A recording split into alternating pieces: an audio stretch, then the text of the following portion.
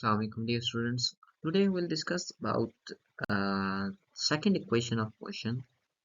हम already first equation of motion पढ़ चुके हुए हैं और उसमें मैंने आपको एक्सप्लेन कर चुका हूँ कि ये क्या बताती है, क्या रिलेशंस होते हैं इनमें। तो चलिए अब second equation of motion drive करते हैं। हमने फर्स्ट इक्वेशन ऑफ मोशन में क्या पढ़ा था, हमने स्लोप कैलकुलेट की थी। और अब जो सेकंड इक्वेशन ऑफ मोशन है हम उसमें क्या करेंगे, हम उसमें एरिया कैलकुलेट करेंगे क्योंकि स्लोप से तो हमें एक्सलेशन मिल रही थी क्योंकि वेलोसिटी टाइम ग्राफ था। और इक्वेशन ऑफ मोशन आपको याद होना चाहिए कि कांस्टेंट एक्सलेशन के लिए होती है। किसके लिए? सब ये बस यही याद रख लीजिए, जो आप इक्वेशन ऑफ मोशंस बना रही हैं, जो आप निकाल रही हैं, ये किसके लिए हैं? Only only for constant acceleration. Acceleration constant है तो आप ये इक्वेशन ऑफ मोशन वैलिड है। ओके, अगर आपकी एक्सलेशन कांस्टेंट नहीं है तो ये इक्वेशन ऑफ मोशन आप नहीं लगा सकते। फिर आप नेक्स्ट स्टेप है इंटीग्रेशन का, वो आप हायर क्लासेस में पढ़ेंगे। ओके, फिर आपके हर पॉइंट पे आपने करना होता है, तो उस वजह से आपके लिए जो ये इक्वेशन हैं ये वैलिड नहीं होती। ओके स्टूडेंट्स, सब मैं आपके सामने वेलोसिटी टाइम ग्राफ बनाता हूँ। ये वाई एक्सिस है और ये मेरे पास क्या है, एक्स एक्सिस। एक्स एक्सिस पे मैं टाइम लेता हूँ क्योंकि ये इंडिपेंडेंट है, और वाई एक्सिस पे मैं वेलोसिटी लेता हूँ जो कि टाइम पे डिपेंड कर रही है। जैसे स्टूडेंट हमारी बॉडी कुछ यूं मूव करती है और हमारे पास यहाँ से मैं कहता हूँ कि ऑलरेडी हमारी बॉडी के पास कोई ना कोई एक इनिशियल वेलोसिटी थी। ओके स्टूडेंट, मैं जीरो वेलोसिटी नहीं उसकी कहता, मैं कहता हूँ कोई ना कोई उसकी वेलोसिटी थी। आप ऐसे देखें, अगर आप खड़े हैं, आप कार की रेस देख रहे हैं, ओके, तो आप अपनी जगह पे खड़े हैं और आप कहते हैं कि ओके मैं देखता हूँ एक बॉर्डर मेरी, ये देखें आप इस जगह पे खड़े हैं, आप वेयर हैं, ओके, और आप देखना चाहते हैं कि ये बैरियर है, ओके, और कार ने मूव करना है इन दो बैरियर्स के दरमियान से। तो आपकी कार की जो स्पीड है वो थोड़ी ज़्यादा है, ओके, और आप कहते हैं कि ओके मैं चेक करता हूँ कि ये इस पॉइंट से इस पॉइंट में कितना कवर करेगी। ऑलरेडी ये कार मूव कर रही थी, आपने कहा कि ओके ये जब ये क्रॉस करेगी मैं अपनी स्टॉप वॉच को ऑन कर लूंगा, और जिस टाइम ये यहाँ पे गुजर जाएगी तो मैं अपनी स्टॉप वॉच को क्या कर लूंगा, ऑफ कर। तो ये इसी तरह है कि जब मैंने देखा तो मैंने कहा कि okay body has some initial velocity, मैं कहूँगा ये हमारे पास क्या है, वी आई या वी नॉट भी कह सकते हैं। और जो ये अब यहाँ पे देखें, कांस्टेंट एक्सेलेरेशन का मतलब क्या है कि एक्सेलेरेशन उसकी बराबर है और वेलोसिटी लगातार बढ़ रही है। ओके, हमारी एक्सेलेरेशन क्या है, कांस्टेंट है, तो इससे क्या, कांस्टेंट एक्सेलेरेशन का मतलब होता है स्पीड बढ़ती जा रही है, हर टाइम में स्पीड क्या हो रही है, बढ़ रही है, एक वेरिएबल स्पीड हमें मिलती है। ओके स्टूडेंट्स, तो ये हमारे पास क्या होगा, वी एफ। और यहाँ पे हमारे पास टाइम क्या था, यहाँ पे टाइम जीरो था क्योंकि मैंने टी आई आपको बताया था। और यहाँ पे हमारे पास क्या होता है, हमारे पास टाइम है, जो हमारे पास टाइम है वो क्या है, वो हमारे पास टी है। ओके स्टूडेंट्स, अब हम क्या करना चाहते हैं, मैं अब area under the graph calculate करना चाहता हूँ। क्या? Area under the graph. और मैंने आपको बताया था कि एरिया अंडर द ग्राफ हमें क्या बताता है, वेलोसिटी टाइम क्या। एरिया अंडर द ग्राफ हमें बताता है कि डिस्प्लेसमेंट क्या है। Okay, area under the graph. अच्छा स्टूडेंट्स, अब देखें ये जो आपके पास एक ट्रेपेजियम बन रहा है, तो हम इसका एरिया कैलकुलेट करते हैं इस तरह। हम कहते हैं कि एक हमारे पास क्या है, ट्रायंगल है। ओके स्टूडेंट्स, और हमारे पास एक क्या है, एक रेक्टेंगल। तो टोटल एरिया हमारे पास कितना होगा, टोटल एरिया। अच्छा, टोटल एरिया हमारे पास कितना होगा, टोटल एरिया हमारे पास, area of rectangle, area of rectangle plus area of triangle. ये आपको नजर भी आ रहा है कि अगर ये एरिया ऑफ ट्रायंगल है और ये हमारे पास क्या होगा, ये हमारे पास एरिया ऑफ रेक्टेंगल होगा। ओके स्टूडेंट्स, एरिया ऑफ, अच्छा ये चीज़ें आपने ऑलरेडी पढ़ी हुई हैं नाइन्थ क्लास में, लेकिन मैं आपको फिर भी एक आसानी के लिए आपको रिवाइज करवा रहा हूँ। तो ये हमारे पास जो टोटल एरिया आएगा वो आएगा area of rectangle plus area of triangle. तो नेक्स्ट स्लाइड में मैं अगेन ड्रा करता हूँ। आप देखें यहाँ पे हमारे पास एरिया ऑफ ट्रायंगल क्या होता है, एरिया ऑफ ट्रायंगल। यहाँ पे हमारे पास जो एरिया ऑफ ट्राइंगल बन रहा है वो क्या बन रहा है, पहले तो फार्मूला आपको आना चाहिए, वो होता है half into base into height, क्योंकि यहाँ विड्थ नहीं है तो हाइट है, वाई एक्सिस को मैं हाइट मान रहा हूँ तो मेरे पास क्या आएगा हाइट, इसलिए हमारे पास क्या आ जाएगा एरिया ऑफ एंगल। अच्छा, हमारे पास बेस क्या है, बेस देखें ये बेस, और ये हमारे पास बेस कितनी है टी, जीरो से टी, तो मैं इसमें फॉर्मूले में पुट कर देता हूँ, हाँ बेस जो आ रही है वो हमारे पास टी, और हाइट हमारे पास कितनी आ रही है देखें, यहाँ से लेके यहाँ तक।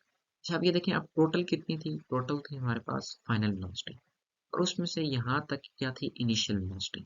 आप ऐसे समझ लें टोटल वैल्यू आपके पास कितनी है, टोटल वैल्यू आपके पास कितनी है 10, और जो ये वैल्यू इनिशियल वैल्यू है ये अब आपके पास कितनी है, initial value, okay students, initial value pass आपके पास 4 है, तो मैं कहता हूँ कि मुझे ये वाली वैल्यू चाहिए, ओके स्टूडेंट्स मुझे ये दरमियान वाली वैल्यू चाहिए, तो ये दरमियान वाली वैल्यू आप क्या कहेंगे, ओके नो प्रॉब्लम, क्या होगी, या टोटल में से इस चार को निकाल दो, जो वैल्यू आएगी वो क्या होगी हमारे पास, ये दरमियान वाली वैल्यू होगी, रिमेनिंग वैल्यू।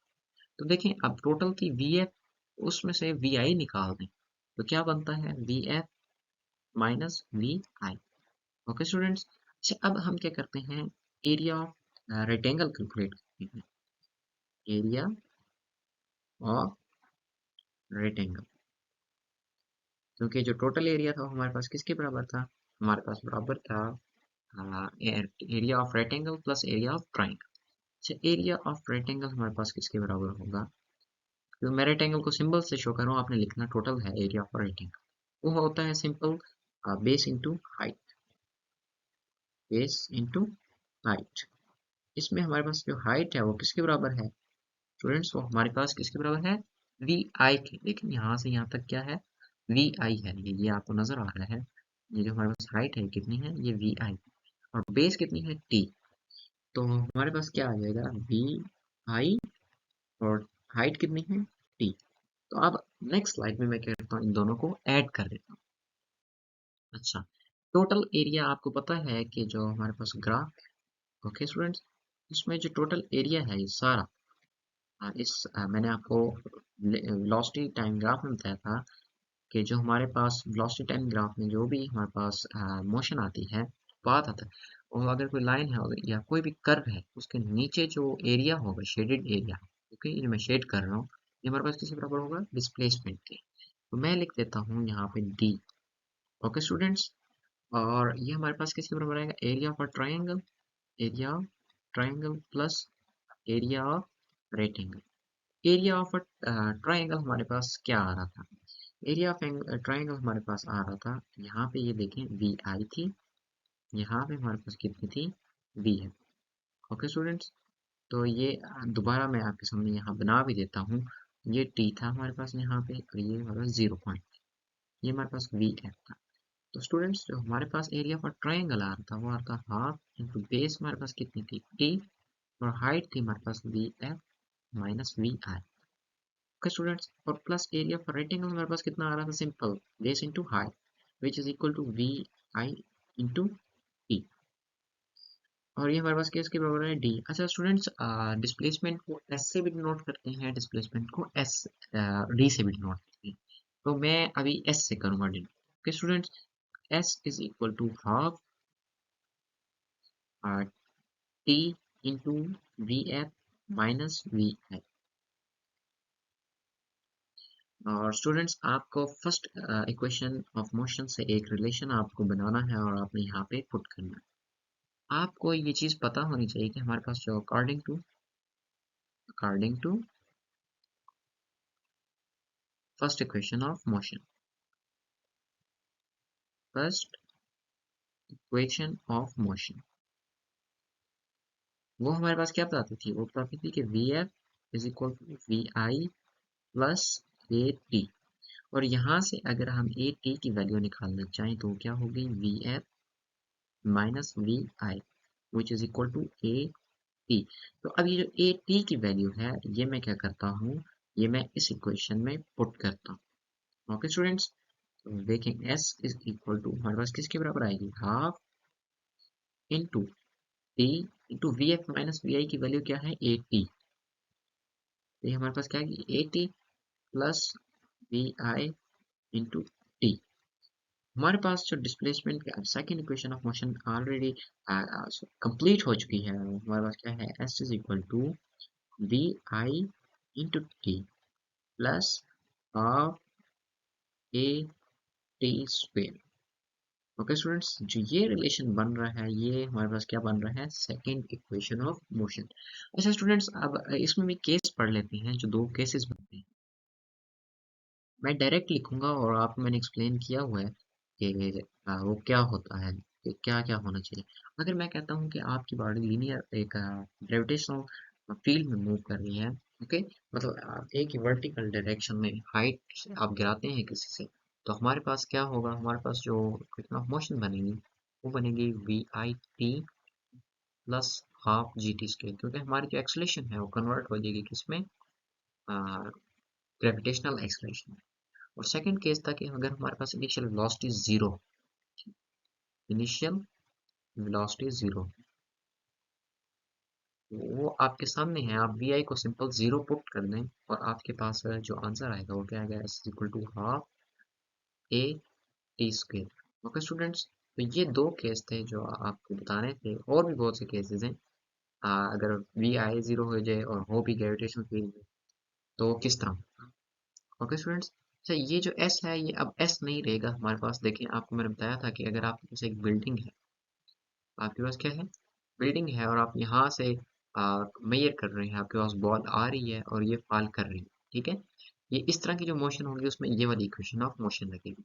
और ये देखिए आपने हाइट मेजर करनी होगी बॉल, तो ये हमारे पास किसके बराबर आएगा, H K. Okay, S will convert into H और A will convert into G. Okay, तो हाइट किसके बराबर होगी, V I T plus half ji T square. Okay students, thank you very much, अल्लाह हाफिज।